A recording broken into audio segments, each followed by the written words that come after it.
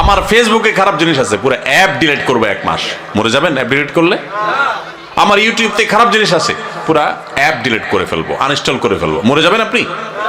আল্লাহর জন্য যদি এতটুকু ত্যাগ করতে পারেন, তাও তো বলতে পারবেন, ও আল্লাহ, তোমাকে খুশি করার জন্য, তোমার হারাম কাজ থেকে বাঁচার জন্য, রমজান মাস তাকওয়া চর্চা করার জন্য আমি এই অ্যাপটা ডিলিট করে দিছি, আমার অমুক খারাপ বন্ধু ছেড়ে দিছি, অমুক বদভ্যাস ছেড়ে দিছি, দোকানদারি করে 2 নম্বরই করা ছেড়ে দিছি, কাস্টমার হয়ে দোকানদারের সাথে 2 নম্বরই করা ছেড়ে দিছি, অফিসে চাকরি করি, ঘুষ দুর্নীতি করি নাই, সব কিছু ছেড়ে দিছি।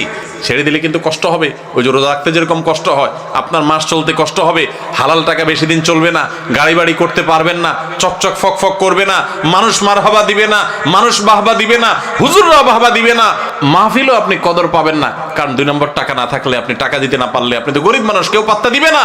কিন্তু আল্লাহর কসম, আপনার মালিক ভুল করবে না। জীবনের সূর্য ডুবার সাথে সাথে, বরং তার আগেই আল্লাহর ফেরেশতারা আপনাকে জান্নাতে নিয়ে যাবেন।